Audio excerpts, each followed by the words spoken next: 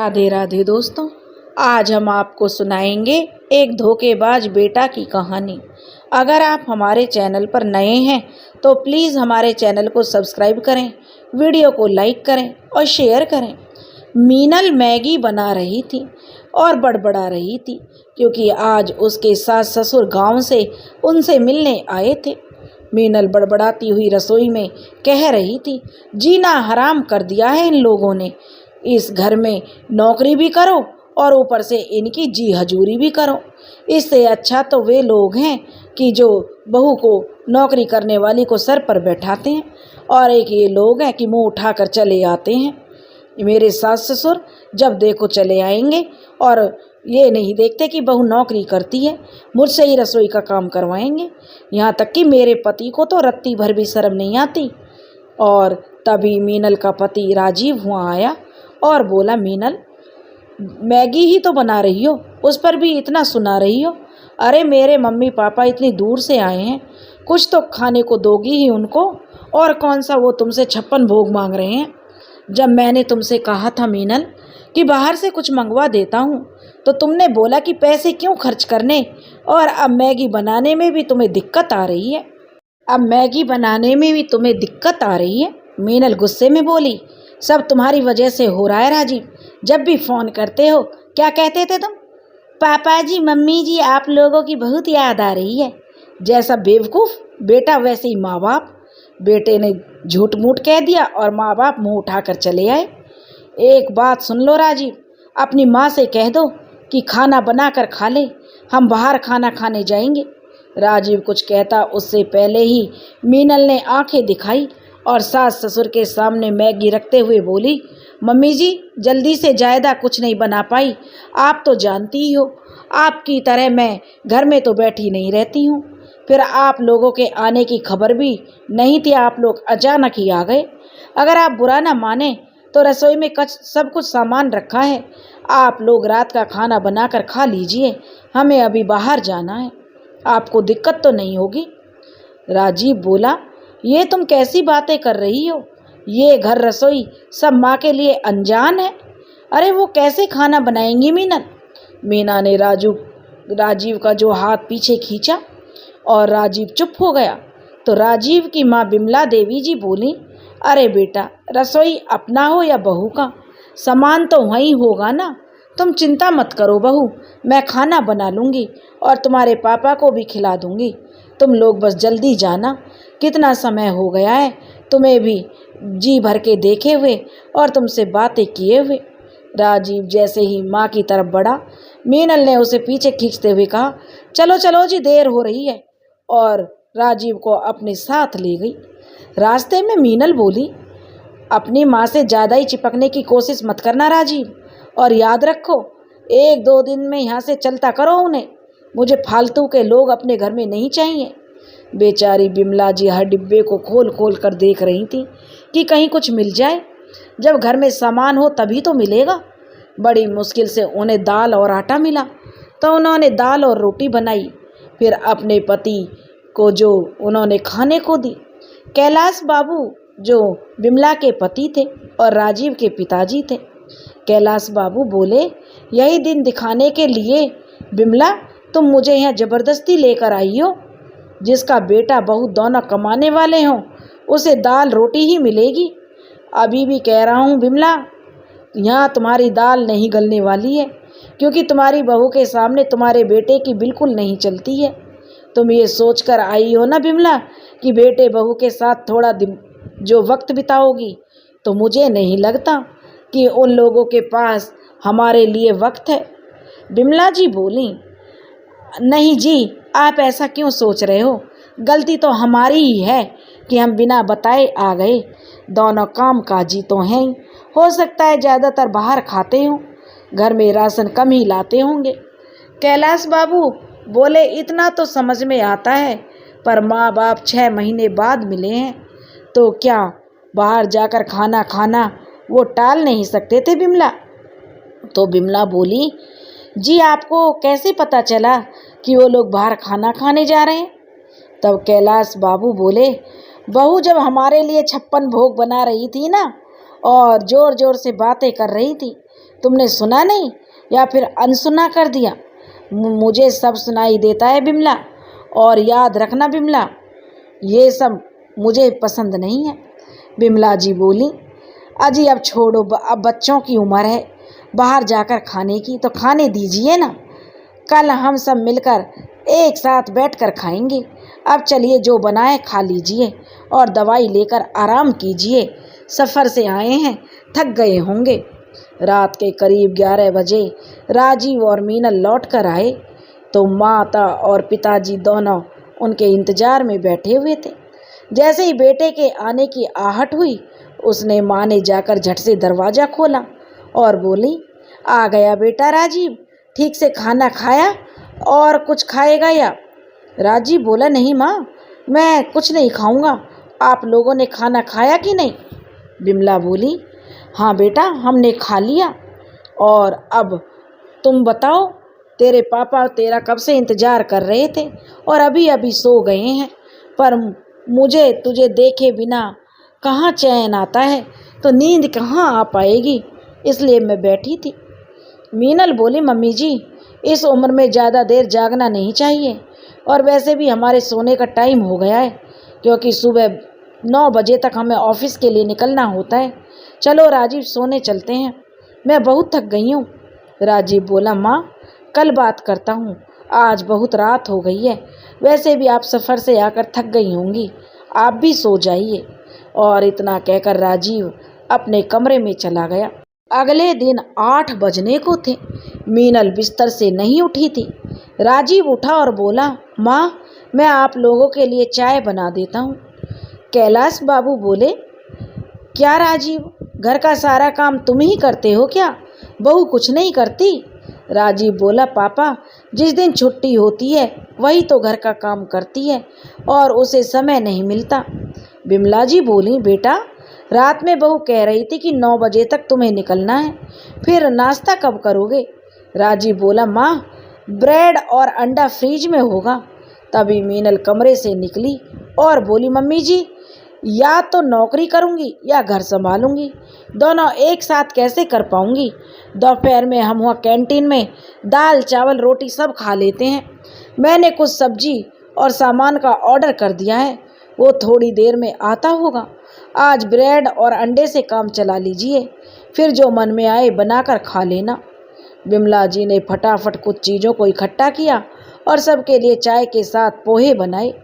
पोहा खाते समय मीनल बोली, मम्मी जी पोहा बहुत अच्छा बना है, आपके हाथों में तो जादू है। क्या आप रात में कुछ अच्छा खाना बनाएंगी? बहुत समय हो गया है घर का खाना नहीं खाया। बिमला जी बहू के मुंह से ऐसी बातें सुनकर खुश हो गई और बोली, हाँ हाँ बहू, क्यों नहीं, अब देखो कि क्या क्या सामान आता है, फिर मैं देखती हूँ, तुम लोगों के कुछ अच्छा बना कर रखूँगी जब राशन आ जाएगा। थोड़ी देर बाद दोनों ऑफिस के लिए निकल गए। रास्ते में राजीव बोला, क्या बात है मीनल, तुम तो माँ के खाने की तारीफ कर रही थी। मीनल बोली, मेरे दिमाग में एक बात आई है राजीव, हम अक्सर घर की सफाई और दूसरे काम के लिए लोगों को बुलाते हैं। अगर मम्मी जी और पापा जी 1 हफ्ते रह गए तो कितने महीनों की सफाई हमारे घर की हो जाएगी। तुम क्या कहते हो? राजीव बोला, बात तो तुम सही कह रही हो मीनल, पर माँ को दिक्कत हो जाएगी। मीनल बोली, कोई दिक्कत नहीं होगी, अपने घर का वहाँ सारा काम करती हैं मम्मी जी, यहाँ सिर्फ साफ सफाई ही तो करनी है। रात में बिमला जी ने सबके लिए खाना बनाकर रख दिया। उनका चेहरा देखकर लग रहा था कि वाकई वो थक गई हैं। फिर भी सबने मिलकर बैठकर खाना खाया। खाना खाने के बाद मीनल बोली, मम्मी जी क्या आपको वॉशिंग मशीन चलानी आती है? इसलिए तो बिमला जी बोली, नहीं। तो मीनल बोली, चलिए मैं आपको सिखा देती हूँ। कैलाश बाबू बोले, इतनी रात गए मशीन क्यों चलाना है? मीनल बोली, पापा जी सुबह मेरे पास कहाँ टाइम मिलेगा, तो मैं सोच रही हूँ मम्मी जी को अभी सिखा देती हूँ। बिमला जी वॉशिंग मशीन चलाना जो मीनल ने उन्हें बताया और कपड़ों का ढेर दिखा के बोली, मम्मी जी इन सबको साफ़ कर देना, मतलब मशीन में धो देना, और वक्त मिले तो प्रेस करके भी रख देना। अब यह लगभग रोज का काम हो गया था। मीनल हर रोज बिमला जी को नया काम बताकर जाती थी।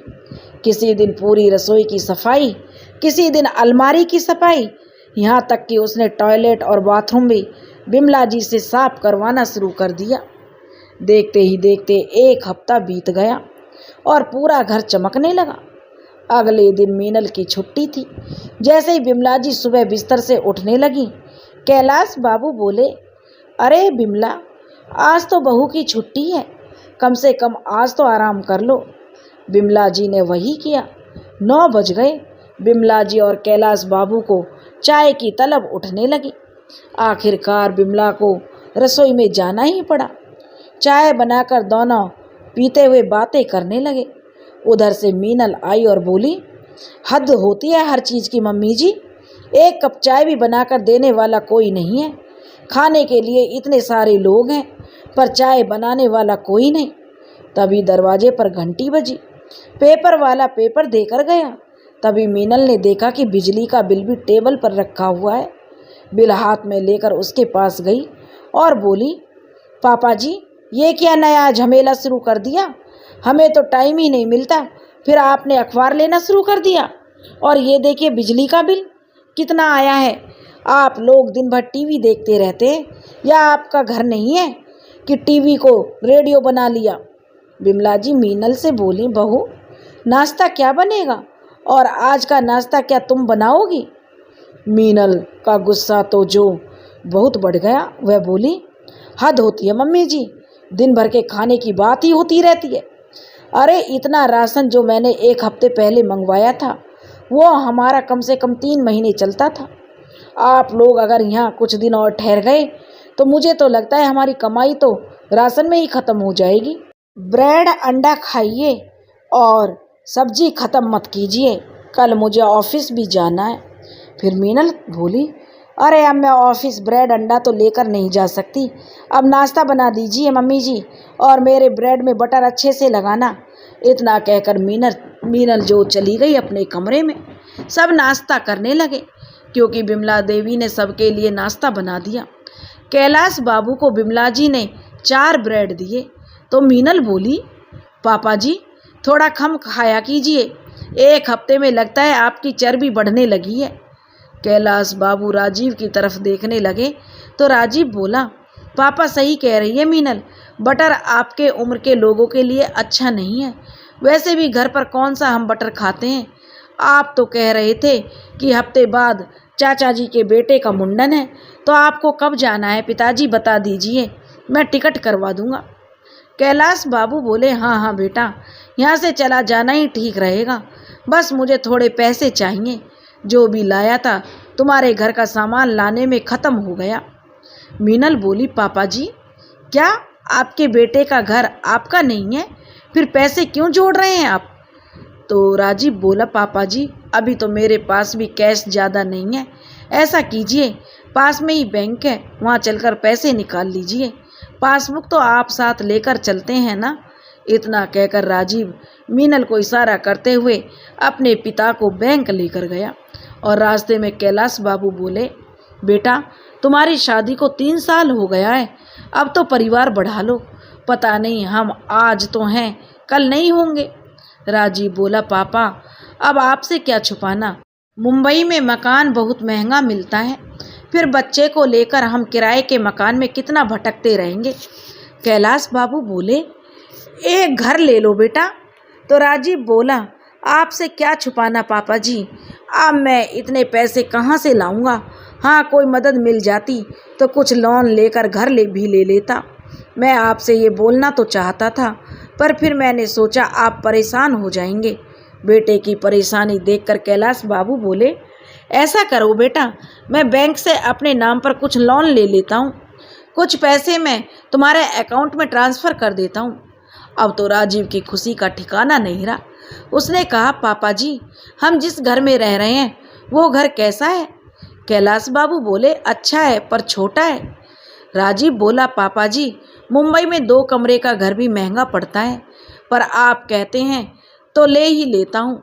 बेटे ने अपने पिता को अपनी मीठी मीठी बातों के जाल में फंसा लिया और अकाउंट से करीब जो 10,000 रुपये निकाल कर पिता को दे दिए और पिता को 4 लाख बताकर 6 लाख रुपए उसने अपने अकाउंट में ट्रांसफ़र करा लिए, ये कहते हुए कि 2-3 महीने में मेरी एफडी पूरी हो रही है, मैं आपका पैसा आपके अकाउंट में ट्रांसफ़र कर दूंगा। तो कैलाश बाबू बोले, कोई बात नहीं बेटा, दोनों पैसे तो तुम्हारे ही हैं, बस बुढ़ापे के लिए मुझे भी कुछ जमा पूंजी रखनी होती है, ना जाने कब ज़रूरत कैसी पड़ जाए, क्योंकि पेंशन का पैसा तो बैंक में जाता है, घर के किराए से दवाई और घर चल जाता है। अब तुम्हारे घर के लिए लोन लूँगा तो वह भी कटेगा। राजीव को लगा कि इतने दिनों से वो अच्छे बेटे का जो अभिनय कर रहा है, आज वो सफल हो गया। दोनों घर आए। कैलाश बाबू ने बिमला को पैसा देते हुए कहा, अरे लो बिमला जी, पैसे बेटे ने निकाल कर दिए हैं। मीनल ने राजीव को आंखें दिखाईं तो राजीव ने इशारों में उसे चुप रहने के लिए कहा। फिर राजीव ने मीनल को सारी बात बताई तो मीनल तो मारे खुशी के उछल पड़ी। उसकी खुशी का तो कोई ठिकाना ही नहीं रहा। उस रात तो मीनल ने बाहर से खाना मंगवाया और सबको खाना अपने हाथों से परोसा। मीनल बोली, पापा जी आप मेरी बातों से नाराज़ तो नहीं हैं? क्या करूं पापा जी, रात दिन दफ्तर में ऐसे लोगों से पाला पड़ता है कि दिमाग हमेशा गर्म हो जाता है, और आप तो मेरे पिता के समान हैं। पापा जी बचपन में राजीव भी तो गलती करता होगा, आप राजीव को भी तो माफ़ करते होंगे, तो मुझे भी माफ़ कर दीजिए। कैलाश बाबू बोले, बहू अगर तुम्हें सच में अपनी गलती का एहसास है तो मैंने तुम्हें माफ़ कर दिया, पर थोड़ा वक्त माता पिता के लिए भी निकाला करो। और बेटा राजू, जो कैलाश बाबू अपने बेटे राजीव से बोले, पैसा तो जीवन भर कमाया जा सकता है, परंतु माँ बाप अगर चले गए तो वो दोबारा नहीं मिलते। यही उम्र है जो तुम अपने माता पिता से सीख सकते हो कि अपने बच्चों को कैसे संस्कार देना चाहिए। मीनल धीरे से राजीव के कान में बोली, राजीव आज तो मुझे इनके प्रवचन भी बुरे नहीं लग रहे। बिमला जी बोली, बेटा राजीव क्या हमारे जाने का टिकट हो गया? तो राजीव बोला, हाँ माँ, आज रात को बैठकर मैं तत्काल में कर दूंगा। मीनल बोली, ये क्या बात हुई राजीव, अभी तो ये लोग आए थे, कुछ दिन और ठहर जाते तो अच्छा लगता। कैलाश बाबू बोले, नहीं नहीं बहू, तुम लोग घर में कहाँ रहते हो, और जब वक्त मिले तो तुम लोग गांव आ जाना, या फिर जब छुट्टी लोगे तब हमें बुला लेना। तो राजीव बोला, हाँ पापा यह तो ठीक है, आप सही कह रहे हो। मीनल भी कहने लगी और वह कहने लगी, ठहर जाइए। राजीव बोला तो मीनल ने धीरे से राजीव को जो चिकोटी काटी और कान में बोली, मैं तो बस दिखाने के लिए बोल रही हूँ, तुम 4-4 बार बोलोगे तो रुक जाएंगे, जाने दो ना, हमें जो चाहिए था वो मिल गया, अब इनकी ज़रूरत नहीं है। फिर मीनल मुस्कुराते हुए बोली, चलो कोई बात नहीं पापा जी, अगली बार हम लोग गांव चलेंगे। इतना कहकर सब लोग खाना खाकर अपने कमरे में चले गए। अगले दिन का टिकट भी मिल गया। इस बार तो राजीव उन्हें स्टेशन तक छोड़ने भी खुद ही आया था, और उसकी इसी बात से माता पिता भी खुश थे कि चलो बच्चों का व्यवहार तो बदला, पर उन्हें क्या मालूम था कि किस कीमत पर उन दोनों का व्यवहार बदला है। दोनों गांव पहुँचे। कैलाश बाबू ने अपनी मेहनत से बहुत कुछ कमाया था, किसी चीज़ की कमी नहीं थी, पर बेटे बहू से कभी सुख नहीं मिल पाया उन्हें। घर आकर बिमला जी ने अपने घर की सफाई की और अपना जीवन फिर से शुरू किया। एक दिन अचानक ही बिमला देवी को चक्कर आ गया और वो आंगन में गिर गई। कैलाश बाबू जल्दी से बिमला को उठाकर अस्पताल ले गए। डॉक्टरों ने जांच की तो पता चला कि बिमला देवी को ट्यूमर है और इनका ऑपरेशन करवाना होगा। तो डॉक्टरों ने कहा था कि अच्छा होगा आप इन्हें बड़े अस्पताल में ले जाएं। कैलाश बाबू ने बेटे को बहुत फ़ोन किया, पर बेटे ने अपने पिता का फ़ोन नहीं उठाया। कैलाश बाबू के एक परम मित्र थे, सुरेश बाबू, तो उन्होंने कहा, मित्र जब ज़रूरत पड़ती है तो अपने भी पराये हो जाते हैं। जब आपके पास पैसा है तो क्यों बेटे का मुंह देखना। चलिए मैं आपके साथ चलता हूँ, बस आप पैसों का इंतजाम कर लीजिए। कैलाश बाबू बोले, हाँ हाँ, पैसों की तो कोई दिक्कत नहीं है, मैं अभी बैंक जाकर पैसे निकाल लाता हूँ। कैलाश बाबू बैंक गए तो उनके पैरों के नीचे से ज़मीन ही खिसक गई। जब उन्होंने सुरेश बाबू को सारी घटना बताई तो बोले, जब अपना ही बेटा धोखेबाज निकले तो मित्र दुनिया से किसी का क्या डर होगा। कैलाश बाबू चिंता में थे कि पैसे का इंतजाम कहाँ से किया जाए। अगले दिन बेटे को फ़ोन लगाया तो संयोगवश राजीव ने फ़ोन उठाया। कैलाश बाबू बोले, बेटा, हमने तुम्हारी परवरिश में कभी धोखा नहीं किया, फिर तुमने मेरे साथ ऐसा छल क्यों किया? पैसा तो फिर भी जीवन में दोबारा कमा लोगे, परंतु माँ बाप को धोखा देकर कैसे चैन से रह पाओगे?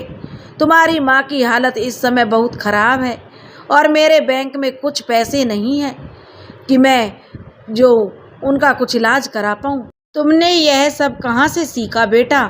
और याद रखो राजीव, अगर मेरी पत्नी को कुछ हो गया ना तो मैं तुम्हें छोड़ने वाला नहीं हूँ। तो जब राजीव ने फ़ोन रखा तो मीनल ने पूछा, क्या हुआ?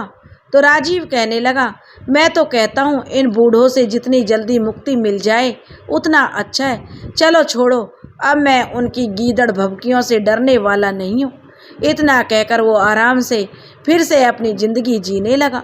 पर एक बार भी राजीव ने फ़ोन करके अपनी माँ का हाल चाल नहीं पूछा। कैलाश बाबू सुरेश बाबू से बोले कि सुरेश बाबू, किसी तरह मेरा घर या ज़मीन बिकवा दो ताकि मैं अपनी पत्नी के प्राण बचा सकूं। सुरेश बाबू बोले, आखिर हम किस दिन काम आएंगे मित्र, आप चिंता मत कीजिए। हाँ, इतने पैसे तो मैं नहीं दे पाऊँगा। ऐसा करता हूँ, जो ज़मीन आपके काम की नहीं है उसे बेच देते हैं और बाकी के पैसों का इंतज़ाम मैं करता हूँ और भाभी जी बिल्कुल ठीक हो जाएंगे मित्र, आप परेशान मत हो। अपने बेटे ने तो जो कैलाश बाबू कहने लगे, बेटे ने तो साथ छोड़ दिया पर पराये ने साथ दिया। कैलाश बाबू का व्यवहार इतना अच्छा था कि गांव के कुछ लोगों ने उनकी ज़मीन खरीद ली। कैलाश बाबू का व्यवहार इतना अच्छा था कि गांव के कुछ लोगों ने उनकी ज़मीन खरीद ली और उनकी पैसों से भी मदद की। सही समय पर बिमला जी का इलाज हो गया और ऑपरेशन के 2 हफ्ते बाद उन्हें वापस घर लाया गया। बिमला जी की बहन को जब उनकी ये खबर मिली तो उन्होंने अपनी एक बेटी को उनकी देखभाल के लिए उनके पास भेज दिया। अब उनकी बेटी वहीं रहने लगी थी और अपने मौसी मौसाजी की देखभाल करने लगी थी। धीरे धीरे बिमला जी बिल्कुल स्वस्थ हो गईं। तो कैलाश बाबू ने सारी घटना बिमला देवी को बताई और क्योंकि स्वस्थ होने के बाद बिमला जी की बहन अपनी बेटी को लेने के लिए आई तो बिमला जी ने कहा कि बहन, अगर तुम बुरा न मानो तो हम इस बिटिया का कन्यादान करना चाहते हैं। इसके आगे की पढ़ाई, इसके विवाह का खर्चा हम उठाना चाहते हैं। अपने बेटे ने तो हमारे साथ जो किया सो किया, पर हम अपना फ़र्ज निभाना चाहते हैं। बहन ने बहन की भावनाओं को समझा और बेटी ने भी मौसी के साथ रहने का फैसला किया। कुछ समय बाद कैलाश बाबू ने बेटे के खिलाफ रिपोर्ट करके केस किया। दोनों वृद्ध दंपत्ति की शिकायत पर बेटे को नोटिस भेजा गया और बेटे को जब नोटिस मिला तो उसके तो पैरों तले ज़मीन खिसक गई, क्योंकि जो पैसे लोन के लिए थे वो पिता के नाम से ही लिए थे, तो वो घर पिता का ही हुआ। आखिरकार बेटे को उस घर से हाथ धोना पड़ा। यहाँ तक कि कैलाश बाबू ने बेटे और बहू के ऑफिस में भी दरख्वास्त भेजी कि ये लोग विश्वास के पात्र नहीं हैं, तो उन्हें नौकरी से निकाल दिया गया। अब वे दर दर की ठोकरें खाते हुए फिर रहे थे और माँ बाप के पास आए और क्षमा याचना करने लगे। तो बिमला जी ने कहा कि बेटा, बहू, अब हमें तुम्हारी कोई ज़रूरत नहीं है। इस बच्ची ने मेरी बहुत सेवा की है, अब हम इसका कन्यादान करके अपना फ़र्ज निभाएंगे और यही समझ लेंगे कि ईश्वर ने औलाद ही हमें नहीं दी। क्योंकि कैलाश बाबू को बिमला की तरफ देखकर बड़ा आश्चर्य हुआ कि आखिरकार उन्होंने जो अपने कलेजे पर कैसे कठोर बना लिया। उन्होंने बेटे को संपत्ति से बेदखल कर दिया। अब अपनी संपत्ति और समय वो उन बुजुर्ग लोगों पर खर्च करते थे जिनके बच्चों ने उन्हें कभी धोखा दिया। मीनल ने कहा, आप लोग ये अच्छा नहीं कर रहे हैं। आपने बेटे के होते हुए आप पराई लड़की की शादी पर पैसा खर्च कर रहे हैं। कैलाश बाबू बोले, हमने तो अपना सब कुछ तुम्हें दे दिया था। अरे जो माँ कमाऊ बेटा दे सकती है वो माँ और क्या देगी। पर तुमने उसके बदले हमारे साथ क्या किया बहू? तुम्हें सब याद है ना? एक ब्रेड बटर के लिए तुम हमें जलील करती थी। तुमने जो पाप किया है तुम्हें तो रोटी पर नमक भी नसीब नहीं होगा। जाओ, हमारे घर के दरवाजे तुम दोनों के लिए बंद हो चुके हैं। विमला जी की आंखें भर आईं। कैलाश बाबू बोले, ऐसी धोखेबाज औलाद के बिना तो हम बिना औलाद के ही ठीक हैं। और तुम उन लोगों के लिए आंसू बहा रही हो विमला, जो तुम्हारे दर्द में पूछने तक भी नहीं आए। आज जब उन्हें कुछ खोने का डर हुआ है तब उन्हें माँ की याद आई है।